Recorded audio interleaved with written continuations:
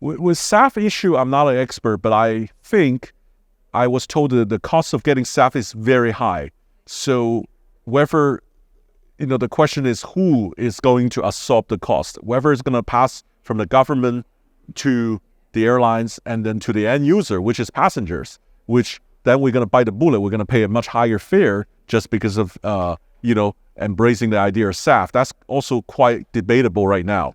And then the industry issues to ram up with all of these sustainable fuels, right? And then right now there's not enough supplies to go net zero. And with EVTOL and stuff, these are exciting stuff that I hope, I've been seeing them at every air shows.